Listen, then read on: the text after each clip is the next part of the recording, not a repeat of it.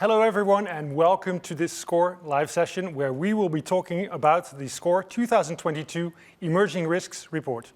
The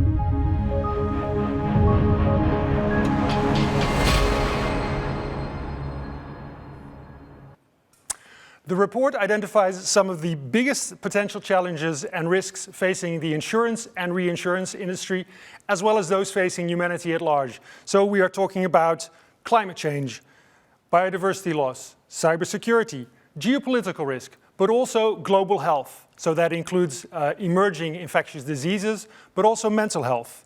To explain the report and to talk to us today about some of the trends, we have four experts with us. We have Rebecca Cheetham, Head of Risk Communication at SCOR. We have Estelle Ascouet, who is Head of Emerging Risk at insurer AXA. We have Colin Kearney, the Global Head of Underwriting and Claims at SCOR Life and Health. And live from New York, we have Margaret Rose, Head of the Americas for Professional Lines and Cyber at SCOR Specialty Insurance. I'm your host, Rudy Rutenberg, and in the next hour or so, we will look at some of the themes identified in SCOR's 2022 Emerging Risk Radar. The session will be interactive, so don't hesitate to ask your questions, and we will try to get to them in the next hour. Rebecca, to start with you. You coordinated this SCOR report on emerging risk, and before we dive into the details, can you just briefly explain what we're talking about when we talk about an emerging risk, and maybe in a general sense what the report is all about, because not all of the risks identified in the report are necessarily new or unknowns. No, thanks, Rudy. So an emerging risk, SCOR has a definition. An emerging risk is something that is new, so it's a completely new risk, but it's also a risk that's rapidly changing. So it could be something that we don't have much data on to model. It could be so we don't have much knowledge on the risk, and it could also be something that is rapidly developing. So it's uncertain, and I think the key word is uncertainty. So the risk radar identifies 8 trends, big topics such as climate change, but also changing demographics, hyperconnectivity, also 28 specific risk areas, and that goes from, from a very large range of things, from a large cyber attack, air and water pollution, mental health. Can you tell us something about how you put it all together? How do you decide what makes the radar? What gets on the radar? Yeah, so at SCOR we have an emerging risks assessment group, and the radar, for example, is one major piece of work that the emerging risk assessment group produces. So our team of experts are multidisciplinary. They meet together regularly to discuss ideas for new emerging risks, but also to make the assessments. So our assessments are based on scenarios that we imagine. And the risks that we see on the radar, for example, are the result of the worst case scenario. So the risks that make it onto the radar, it's true that we have risks that we don't put on the radar, and this is really the result of an ongoing discussion between members of the emerging risks group. And some choices are quite obvious. So for example, cyber attack, large cyber attack, that's a big risk for SCOR. Also, the emerging infectious disease is obviously another big risk, especially in the wake of the pandemic and what we know about that from the event. So those are obvious choices, but for other risks which perhaps currently don't have maybe such a major impact on SCOR, we still want to keep them there because we know that in the future they probably will have potential major impacts. And I'm thinking of things such as environmental pollution risks, so plastic, microplastic pollution, water pollution. Yeah, so we're very much talking about future risks. So how far in the future are we looking? What is the horizon of the report? So the report horizon goes out to 10 years. So we're looking at the likelihood of the occurrence of these scenarios in the next 10 years. And at what point does an emerging risk become a standard risk? Yeah, it's a good question. I think I would say that an emerging risk becomes emerged when the uncertainty decreases. So perhaps we've amassed more knowledge of the risk, we have a better loss history, so we can perhaps develop tools to quantify the risk, or perhaps the risk has become more stable. So at that point, it would probably be classified as emerged, but it's not an exact science. So how does that work? How would that work, for example, for climate change? As we get more climate impact, we know more about climate risk? Yes, that's true. Obviously, as we go through different iterations of losses, we amass more data, then yeah, our knowledge develops, obviously, but climate change is a very rapidly developing risk, and we will see it develop into the future. So, yeah. it's actually something we identify as a trend on our radar rather than a risk. So it's one of these broader themes. Estelle, AXA also looks at emerging risks and puts out its annual future risk report. The report is a little different because it's based on one, the opinion of experts, and two, a survey of the general public. Can you say something about how the findings compare to the SCOR report? What are the common themes? Thank you, Rudy. So indeed, every year we publish the AXA Future Risk Report. We've been doing that for the past 9 years. And I think it's really complementary to SCOR's approach in this report. We are looking at the perception of risks. And obviously, perception plays a key role in how a risk will actually emerge or materialize.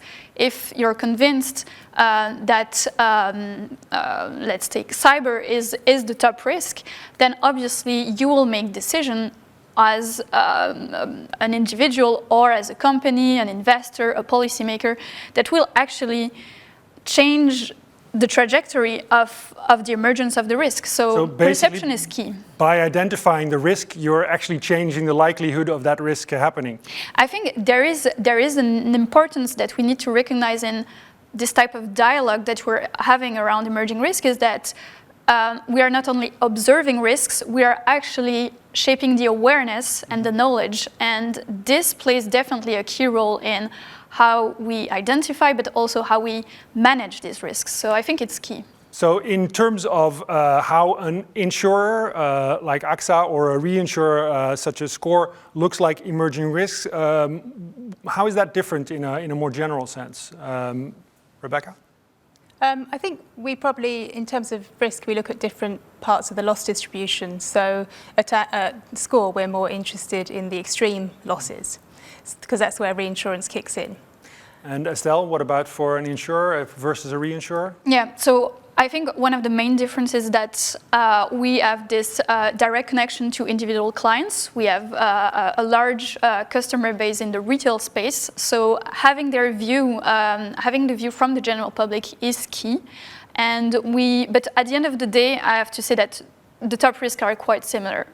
Last year, our top risk was climate change, cyber, and pandemics, and I think that those are themes that Rebecca already mentioned. Yeah, and what are some of the risks that risk professionals may be looking at that are not on the radar of the general public, and vice versa?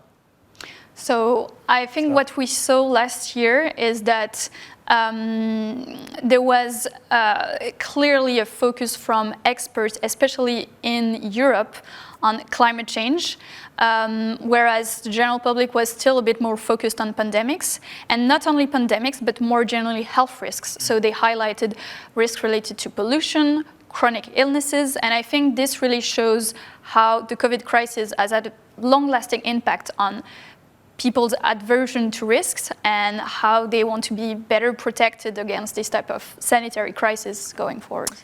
Margaret, turning to you with your expertise in cyber, how does the assessment of risk differ between the general public and the professionals, shall we say? Yeah, absolutely. Thanks, Rudy. Thanks for having me here. I think, everybody's kind of front and center. Everybody's keenly aware about what's happening in Russia and Ukraine. What a lot of people don't realize is, companies are announcing withdrawal from that region. But what does that really mean in practice in terms of trying to minimize their digital footprint? It's a really complex issue to solve that a lot of companies are grappling right now in terms of trying to assess what type of exposure they have in that region. It's not as simple as closing the offices and packing your bags and off you go. Companies are now reassessing what type of digital footprint they have in terms of equipment, in terms of servers, in terms of what data is stored on those servers, which creates a lot of compliance and legal issues for companies that I think a lot of people are not really aware of. No data point left behind. Colin, I want to turn to you for the life and health perspective. What are the risks that might be on the radar of the insurance and reinsurance industries, but not so much the general public? Yeah, thanks, Rudy. And I think the gap has closed in terms of those differences, because during the pandemic, I think people have become a lot more health conscious and a lot more aware of their health and how to access health. And unfortunately, we saw during the pandemic the lack of access to standard healthcare, and that's one of the lessons that we'll see coming out of it. But I think something like sedentary lifestyles, where people, sitting is the new smoking, etc., and we're seeing the consequences and that impact on cardiovascular disease and even cancer as well. And maybe the general population isn't aware of those types of risks that maybe as an industry we can start to educate them. And what about some of the regional differences? Because we see that, as you mentioned, climate change being a top risk in Europe and cyber being much more of a risk assessed in the United States. Why that difference? Margaret? Yeah, I think there are a lot of factors at play. If you look at Europe, I think regulatory environment has a big impact here. It's a region that has pretty high population density. There's a lot more land constraints if you look at Europe compared to United States. So naturally, European countries are much more concerned about preserving natural resources for future generations, but also concerned about security of energy resources. And if you look at renewable energy, for example, this is by and large a domestic research, which for Europe is very critical. So you have a lot of government initiatives that are incentivizing companies, whether it's through tax subsidies or tax breaks and other incentives to try to minimize the impact that companies have on the environment.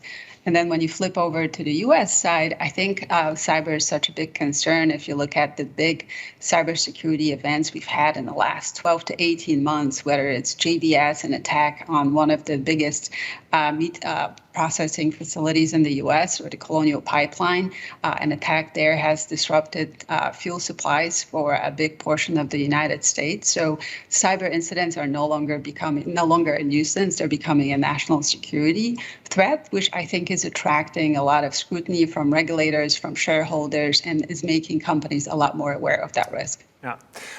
Rebecca and Estelle, you already worked together on the Emerging Risk Initiative, which is part of the CRO Forum. That is a group, a forum of chief risk officers, most of them in Europe, actually. And one for Rebecca, maybe, but how does the work on the Emerging Risk Initiative carry over into SCOR's Emerging Risk Report? Yeah, so SCOR have participated to the Emerging Risk Initiative for a number of years, and so there are two pieces of work that we look at over the year. One is the radar, so we take part in the update to the radar, and also we also contribute to a report. So there's an annual report on different emerging risk subject, and we really enjoy the exchange that we have. I mean, clearly we take a lot from the discussions, but also we give SCOR's ideas to the members of the initiative. So it's really an exchange of information. And for example, last year there was a paper that we contributed to on mental health, which was chaired by AXA last year. And so in learning about this risk, we put it on our own radar, in fact. Can you say something about why mental health was included for the first time? Yeah, so during the pandemic, obviously the emphasis on mental health really grew. And people were placed under a lot of stress in a lot of different ways. Financial hardship for some, family constraints for others, being put into a very small space, isolation for others.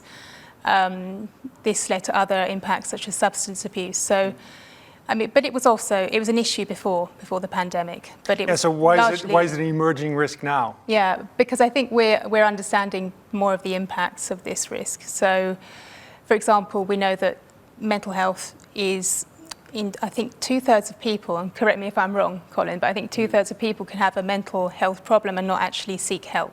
So it's quite an invisible risk. It also has different consequences. So mental health can interplay with physical health, for example, in terms of critical illness, but it also, or chronic illness rather, but it also has impacts on the immune response. So there are clear physical interplays. There are also impacts on suicide, for example, which clearly, that's the extreme manifestation.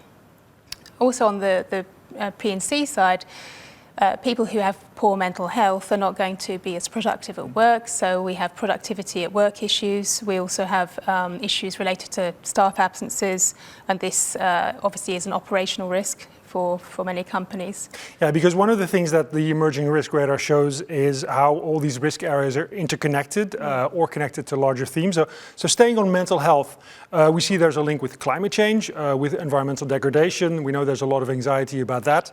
But there's also a link with hyperconnectivity and social media. Obviously, the pandemic, lockdowns in general, health in general, you mentioned already. So how has understanding of risk changed from, say, 5 or 10 years ago, particularly in light of this interconnectivity?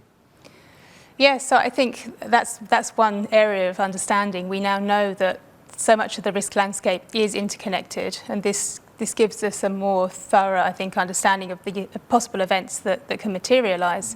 I think we saw that in the COVID pandemic, as you said. So I think we have a more in-depth understanding now, perhaps, than we did 5-10 years ago. We obviously realise that the landscape is uncertain, and we can't model all of the impacts. So we need to look at things like scenario analysis, which perhaps helps us to understand some of these unmodelable. So can you explain that a little bit? Scenario analysis. What do you do? So rather than using a model, we kind of put questions out. It's more like a narrative, a story around how a particular risk may materialise. So it's making up hypotheses and then seeing how those hypotheses will impact. So what they call wargaming in the military. Yeah. If this happened, how would our company be impacted? And what about for AXA in terms of the change perspective on risk in the past 5 years to 10 years? Yes, so I totally agree with what Rebecca said, and I would also add that there is now a question around how do we manage and bring answers to these global major interconnected risks. We've seen in the past few years that many of these risks have a systemic potential in the sense that they could potentially have an impact simultaneously and everywhere in the world at the same time. So how do we deal with that? What answers can we bring? And I think this is where collaboration between the public and the private sector, between insurers, reinsurers, policymakers is absolutely key, because we need to be able to protect our customers and societies, but we cannot do it alone. We'll get back to that later. Colin, turning to you, now that we've experienced a real-life pandemic, something that had been on the radar actually of emerging risk professionals for a long time, for quite a few years already. How did reality turn out compared to what had been imagined? Yeah, I think, as Rebecca mentioned earlier on, we understood the scenarios and the situation and the output and the consequence arrived from those scenarios. One thing I think that we probably didn't envisage was the amount of the government action and the lockdowns and the consequences of those lockdowns, the consequences on, we mentioned mental health, but the consequences on access to healthcare, which probably wouldn't have been too much of part of the scenario when it was first put in place, the footprint scenario, etc., on a pandemic. So access to healthcare, and then we're seeing the consequences of that now. Even you've got long COVID. Was that taken into account as part of a scenario? The actual long-term tail effect of an illness, etc., of a pandemic, and also, we're still seeing some lockdowns in certain countries, and therefore people are still restricted, and that's impacting economies, that's impacting people buying life insurance, protecting themselves, etc. as well. So it has a systemic impact, which was the scenarios taking that into account. And you mentioned that some countries are still in lockdown. Do you see a regional difference in the impact on the economy at large of the various government responses? Are there trends that are different in North America or Europe versus Asia, Africa? Yeah, obviously, the governments, as we've seen during the pandemic, the government's decision were key to people's lives, and some governments took an approach where it was very aggressive and they let the virus spread, and that had a consequence on mortality and morbidity, and we're still seeing that. And other countries took the total opposite effect, and it's interesting to see the socioeconomic part of that, of the influence of governments on people's lives. And we're still seeing that. There's still countries that are quite conservative and are still locked down, and maybe some people are saying now they're too conservative, but they still want to believe that they have to protect their populations. So emerging infectious diseases remain on the one of the major risks identified on the radar. So what lessons were learned from this pandemic that will be applicable for the next emerging disease, the next pandemic? Are we in better shape to face the next emerging disease? Yeah, I think when we looked at I think Estelle mentioned collaboration, and when you saw when the pandemic arose, it took a few months for the communities of epidemiologists and governments to get together, the WHO, and to understand the necessary steps to take. But now what we're seeing is we've learned how quick vaccines were put in place, and the mRNA technology as well, in not just on pandemic illnesses, but also it could help towards cancer treatment, early detection of cancer, etc. So these technologies serve a purpose for the future. And I suppose as well, another impact is, again, the awareness of health and the impact of the healthcare systems and what they need to do for future pandemics in order, because how much the healthcare system suffered to put the focus and the resources into managing the pandemic. And we're still seeing that impact. So that's another lesson that's learned. We have a question from the audience, so we're going to go to the question from the audience. Why is climate risk still considered an emerging risk instead of a standard risk? Because we've been seeing the same effect of climate change and global warming on changing crop patterns and loss associated for more than a decade now. It's a question from Viral Makwana. So it's true that some of the impacts of climate change we've been seeing, we are experiencing, the wildfires, the crop yields. So why is this still an emerging risk? Yeah. Rebecca? Well, like I said, we identify it as a trend, so it's an overarching major factor. I think it's still very much developing. I mean, it's true that we've had the science behind climate change for a long time now, but I think now today we're really starting to see the impacts, especially for the insurance industry, where we're starting to see some quite severe physical risk losses. And also the transition element, I think part of that the equation is still quite uncertain, and it will become more uncertain if governments don't do enough to So we're talking about adaptation. Yeah, exactly, adaptation to, well, making sure that we reach net zero goals by 2050 so that we keep temperatures at a decent, at a manageable level. So I think all of these elements, the government response, we were talking earlier about government response to pandemics and what a difference that made. I mean, if governments don't get together and start making serious changes, then climate change is going to go places where, frankly, certain risks will become uninsurable. So is it the uncertainty about the regulatory response, about the government response, that is creating the uncertainty about the risk modeling going forward? Yes, I think so. I think we don't necessarily have the tools that we need currently to look into the future. So yeah, it's still for me very uncertain. I'm just going to go back to the post-pandemic world because, Margaret, the risks related to working from home are now either mostly behind us or managed. Can you say something about what the cyber risk environment is like today compared to before the pandemic? Yeah, absolutely. I think by and large, companies are more prepared than they have been 2 years ago to manage a remote workforce, whether it's employees logging in remotely from their home environments, using their own devices. I think there was a certain level of awareness 2 years ago where people kind of scrambled to protect those assets and protect access to their network. So I think we're in a much better place today. What hasn't really changed is the causes of incidents. A lot of the reports are citing that human element is still the predominant reason why companies get breached, whether it's through phishing, stolen credentials like passwords. It still remains the dominant factor at play over here. There's been a slight change during the pandemic. If you look at 2021 compared to 2022, what we're seeing right now in what companies are being targeted, where in 2021 we saw a lot of big corporates being targeted by criminal gangs, mostly because of these are big pocket, deep pocket type companies, meaning they're going to pay a higher ransom.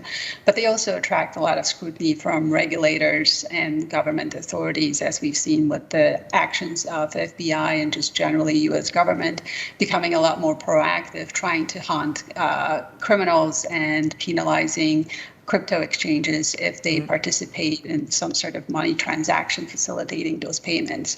So we've seen a slight shift from the big game hunting, from going after big corporates to going after smaller, middle-sized companies in order for hackers to really avoid scrutiny of governments and federal authorities. Yeah. But by and large, the attacks that we're seeing are still motivated by financial gain. You know, companies are being breached so they can get, so somebody can extort money from them, and that's still the dominant force in the attacks that we're seeing. Yeah, you mentioned crypto, which has definitely been a rich area of losses, shall we say. Before we continue with that, we have another question from our audience. So it's again about emerging risks in a more general sense. What are the key emerging risks that insurers will face in the next decade that may not be on the sector's radar at present? This is a question from Paul Walsh. So the key emerging risks that are not yet on the radar. So that's interesting because, of course, the radar tries to identify as large a scale of risk as possible. What may not be on the radar yet? Maybe something like, I don't think we've seen something like a nuclear accident. I mean, you know, when we look at the situation in Ukraine and at the early stages of the war, there was an attack, or they took over, the Russians took over a nuclear factory. Was there a risk there of some kind of manipulation or an accident, etc.? So that's something, and maybe not just linked to a war, but just an accident itself. And because we're going towards more clean energy, I suppose. There's going to be more nuclear factories being built. Is that increase the risk of accident? So that's maybe something to consider. Yeah. Rebecca?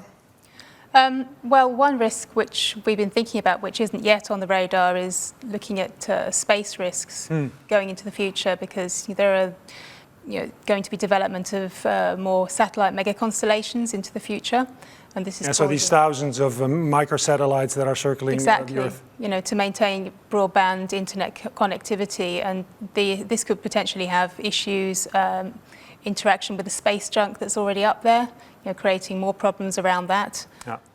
And we could have some environmental impacts as well. And also the fact that maybe new business models are going to be built on those microsatellites?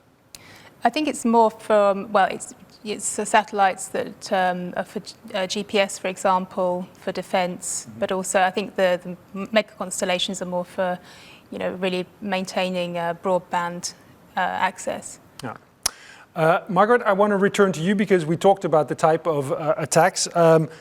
In terms of who's committing the attacks, we know that state actors in the past have been a major player. Are we seeing a shift there between state actors and private actors in terms of cybersecurity? Yeah, absolutely. From what we're seeing is that state actors or state-funded actors are quite busy today with everything that is happening with Russia and Ukraine. So we're definitely seeing a lot more quote-unquote, private criminal activity that is out there just to make money, not necessarily to inflict pain on the society at large. So the attacks that we're seeing a lot more private actors going after companies. I mean, the report highlights a number of technology risks. Didn't mention space risk, which I guess is a technology risk, but it did mention, for example, a large cyber attack, emerging artificial intelligence, autonomous vehicles, blockchain, but also cybercrime in the framework of evolving terrorism. So, Margaret, what is your biggest area of concern right now? So, any of those items that you've just mentioned would keep anybody in the risk management profession up at night. What worries me, what's something that I'm concerned about, is really the investment that companies make in cybersecurity, I hope this is going to be an ongoing investment, ongoing exercise for companies to stay abreast of the new cyber threats. If you remember, the environment has changed over the last 10 years or so, from hackers attacking mostly financial institutions, retail companies, to ransomware. And those threats are dynamic. They change. You have ransomware today, you're not going to have it tomorrow. So I hope that companies are going to continue to spend money to protect their networks, to test the controls that they have, just so they're prepared on attacks that we can't probably even think of today. So we talked quite a lot about risk, obviously, and SCOR's emerging risk report does raise awareness of the potential threats. But what can reinsurers such as SCOR, as well as insurers such as AXA, do beyond raising awareness? I mean, what are they already doing? Rebecca, for example, what are we doing about climate resilience? Yeah, well, I think the function of the insurance industry at large is it works to protect people, societies against climate risk, physical climate risk, for example, if you think of natural catastrophe insurance. So in that way, the insurance industry at large is working to provide financial stability to individuals, to societies. So that's our raison d'etre, if you like. But I think over and above physical risk, we need to be working together towards the energy transition goal of net zero by 2050, because this will make sure that physical risk is still insurable in the future. And we can't do that, SCOR can't do that alone. So we need to work with other members of the insurance industry. And that's why we've joined the Net Zero Insurance Alliance. Right, which is a UN-convened alliance of insurers and reinsurers. Yeah, and the Net Zero Asset Owner Alliance as well. And what is the goal? The goal is to make sure that we are, net zero in our own business and our investments by 2050, but also to work with the companies that we're investing in and the companies that we're insuring to make sure they are transitioning and on a path that makes sure that we reach net zero by 2050. Right, but at the same time, this obviously net zero and climate change has been a concern for a long time, a top concern. And at the same time, there is a large risk identified of climate inaction. And definitely we know that some people in the general public are very frustrated. And Estelle, what do we do about government inaction? How can insurers and reinsurers make sure that governments do the right thing? So it's very true. There are 19% of experts who believe that public authorities are prepared to deal with climate change. It's a very low number. 19%, really definitely one of the lowest for all emerging risks. Yep. And what we see as an insurance company operating worldwide is that the reporting framework and the requirements that will be requested from companies, from our clients, and also from the companies that we invest in, will definitely help us to get more data on how carbon intensive their business is. And this is key for us because we need to be able to measure the carbon footprint or the carbon intensity to be able to accompany them on their road to net zero. So having robust data, making sure that there are disclosure requirements as much aligned as possible throughout the different markets that we operate in, this is really a key priority for us. I mean, does the extent to which a company is working on net zero goals, climate goals, affect its future insurability?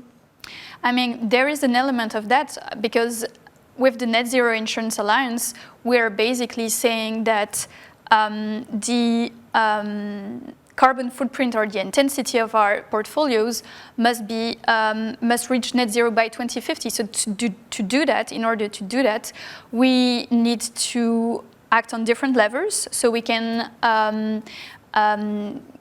include underwriting criteria, just like we did with the coal industry, for example. We can also support the insurance of new green technologies, and I think this will be key. Engaging with clients, with brokers, making sure that we can support them and understand their needs on the way to net zero. Yeah. And then finally, engaging with policymakers and regulators to make sure that the regulatory framework that is in place allows us to reach that goal. We have another audience question on cybersecurity this time. So how do you see cyber risk taking shape amid transformation in the tech world with digital transformation, Internet of Things, Industry 4.0 and the metaverse? This is a question from Sridhar Gandhi. We are seeing this hyperconnectivity. Margaret, is this one that you're thinking about? Yeah, absolutely. It was actually on my list to mention about IoTs and the environment in the operational technology area, where a lot of companies are injecting technology in their factory floors, either through sensors or some sort of robots, where factory floors have a lot more connectivity to the internet today than they have in the past, which is creating a much broader attack surface for criminals. And if you look at it from the company perspective, those sensors are helping you, first of all, identify assets and monitor them from a remote area, but they're also increasing vulnerability of being hacked. And in that scenario, if there's a problem on a factory floor, if one of those sensors get breached, the concern is that it's not going to be a data exfiltration that's going to impact the company, but it could actually lead to physical injury. If you think about something like the shipping industry and the amount of sensors that are currently on a given ship, same with autos. They don't have to be self-driving cars. There could be just regular cars.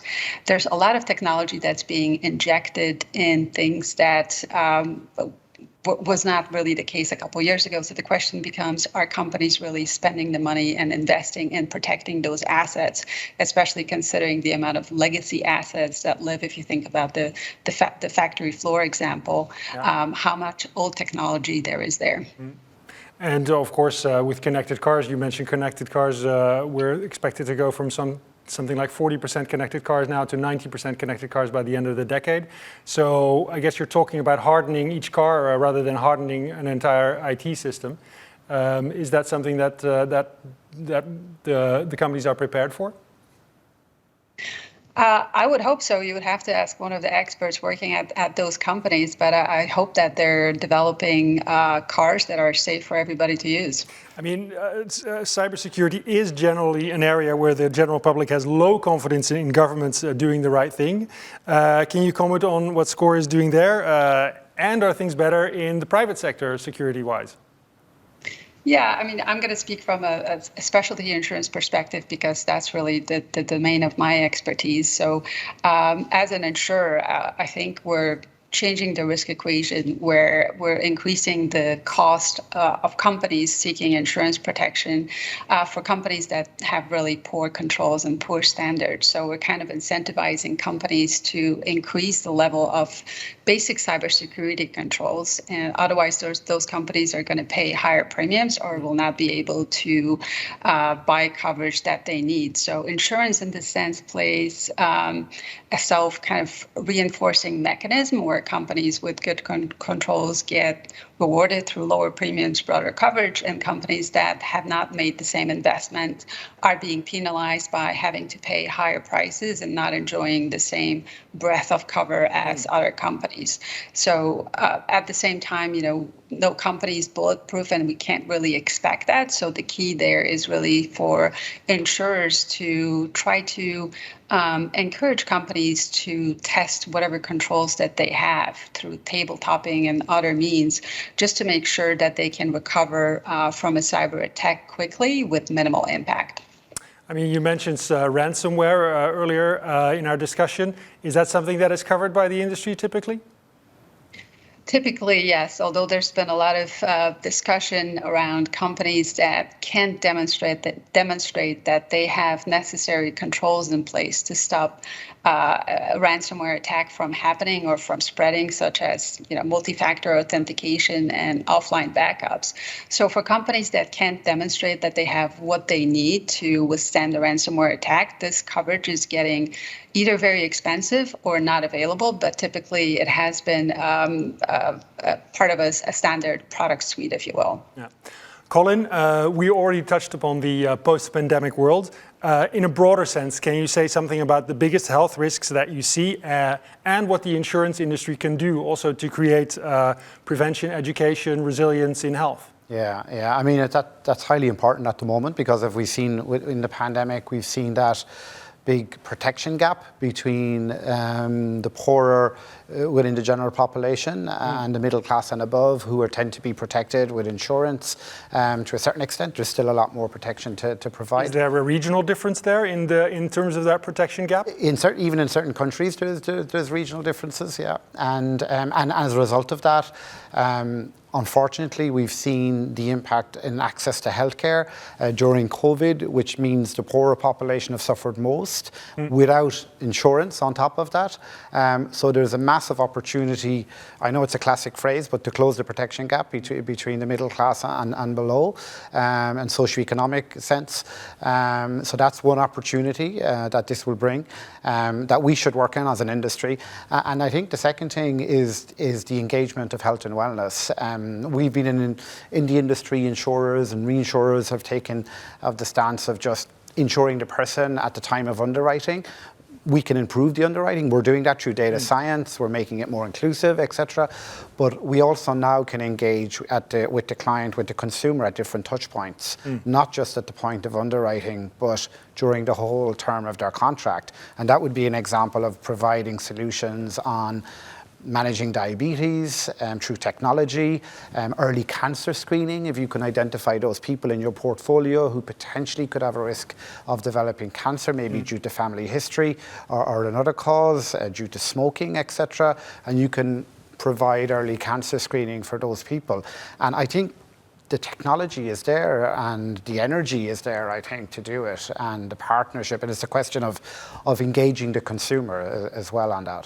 So you said the touch point with the consumers, is that the touch point with the healthcare provider or with the insurer? Yeah, it would be both. It would be the insurer providing access to the healthcare provider. So there would be a question of engagement and collaboration between a healthcare provider, the insurer, and the consumer, and the reinsurer as well, providing, helping provide that solution. So this is where I think the positives, every cloud has a silver lining kind of thing, and I think the silver lining out of COVID is all of this speed of an acceleration of innovation, of technology, and the energy to bring solutions to the general public, not just again on protection, but improving life, improving health and wellness. Yeah. I mean, we've definitely seen a digitalization of health. Is that a net benefit or a net risk? Or a risk, but also a benefit? Yeah, I see it as a benefit in terms of digitalization. Now, it could be a risk in other sense if you don't get it right in terms of the data science aspect. I think maybe more from the P&C, it could be more of a risk than a benefit. But definitely on the life side, we see the use of data as providing. But it does then depend on the regulatory environment as well. That's an influence on how you can bring solutions to a client. It shouldn't block you, but it has an influence. Estelle, I saw you nodding along with Colin. Has AXA's assessment of healthcare risk and how to approach it changed? So I would agree that we now have the ability, thanks to digitalization, to have more frequent contacts with our clients. This is what we call at AXA from payer to partner. And this is also about bringing new services in terms of prevention, risk consulting. It's about health, but it can be throughout the entire insurance ecosystem. And this is really a win-win because there is an alignment of interest between the insurer, the reinsurer, and the clients. At the end of the day, no one wants to be sick or to have a motor claim. So there is really a big shift happening at the moment in the industry. As we wrap up, I just want to get back to all of you about how we identify future risks, because US Secretary of Defense Donald Rumsfeld in 2002 famously introduced the general public to the term the unknown unknowns. So how do you go about identifying those unknown unknowns, which Rumsfeld said historically have the greatest impact? So how do you identify them? How do you identify the black swans? How do you make sure that you include the wacky ideas? Rebecca? I think we really need to remain imaginative, and this is where we have this motto at SCOR: the art and science and risk, and this is part of the art. It's being imaginative, it's being open to new ideas, it's not dismissing things that we think are too strange to be considered. It's reading a lot. It's reading a lot. It's collaborating with our colleagues. So reading a lot of science and research, or reading a lot of science fiction books. Yeah, to have those wacky ideas, why not? But reading broadly in general, I think, there's so much information out there. And also collaborating, as SCOR does with the CRO Forum Emerging Risk Initiative. I think, we can use those kinds of forums to bounce wacky ideas around. Yeah. But I think keeping an open mind, and also learning from past black swans. I mean, the World Trade Center, for example, was a true black swan for the whole industry. Yeah. So, just keeping in mind those kinds of events, because, you tend to kind of forget things, when they've been passed. So, really thinking of instances like that, because, nobody imagined that happening. Yeah. As we get to the end of our live session, I just want to get back to everyone's individual concerns, and maybe could you say about what is your personally, what is your biggest emerging risk concern, and why? Rebecca? I would say the risks associated with environmental pollution are one of my concerns. That could also be general environmental degradation, so biodiversity loss, for example, the risks from microplastics.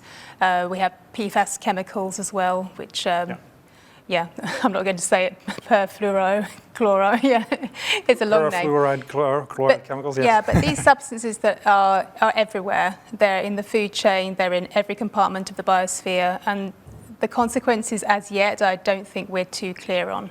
So I think these are going to be the kinds of risks that are going to cause issues for not only for the industry, but for human life, for life on the planet. And so I think we need to keep a close eye on them and hope that, some of these things are going to be addressed.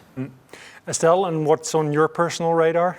So from a more macro perspective, I would say that the geopolitical instability that we are now seeing is a major concern in the sense not only of the direct implications, but also the secondary effects that we can see on energy supply, on supply chains as well.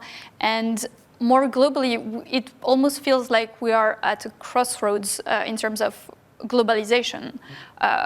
What direction will we be going in? Will we see further decoupling between different regions? Are we going to see more and more industries and supply chains being relocated? And all of that obviously has implications for insurers, but their clients first and foremost. Yeah. And Margaret, from your side of the Atlantic, what is among your biggest concerns in the list of emerging risks?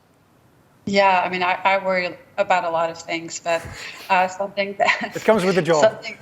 It comes with the job, right? But something that crosses my mind very frequently is if we're going to see cyber attacks that lead to physical damage. We've been lucky so far. Most of the cyber attacks that we've seen had really financial repercussions to companies that have been breached. But if you imagine, that so much of our critical infrastructure in the United States is really held in by private companies. So it's imperative that those companies are making investments necessary to protect the assets that they're running, because those assets are really underpin the economic activities in our country and provide well-being of so many people. So I always worry about physical damage as a result of a cyber incident and what that's going to look like. It's not something that a lot of people think, I guess, that can happen, but that's what we said about all the other risks, and look where we're here today. Yeah, and Colin, from your view, what is your foremost personal risk? Maybe I've just got two, but one for impact and one for trend. So one for impact would be, I suppose, another pandemic or emerging infectious disease. But I'm hopefully we're prepared. But the trend on mental health, I think, is important, and it's a risk, that's hard to measure. You know, you can do a blood test for most chronic illnesses, and it's quite subjective in terms of the diagnosis of mental health, and there was stigma behind it. I think that's improved quite a lot. Maybe through COVID and beyond, we're seeing a lot more discussion around mental health, and it's becoming more comfortable to discuss mental health. But it's still a risk there. It's one of our highest incidence of claims on the morbidity side within SCOR. And I think again we can engage with the consumer to help them, improve their well-being on that side. But for me, it's still a risk and it's a trend at the moment in terms of on our radar. Yeah. And there are lots of things that are leading into that, at the moment that are amplifying the risk. Yeah. If we think of the environmental crisis, there's a lot of connection. Geopolitical crisis. That hyperconnectivity that we spoke about, which I guess permeates all the risk across the world. Well, that means we've come to the end of our live session now. So I would like to thank you, Rebecca, Estelle, Colin, and Margaret, for sharing your insights. And of course, thank you, SCOR, for hosting this live session. And I would like to thank our viewers and you for your questions. And please be safe and keep an eye out for the next SCOR live session.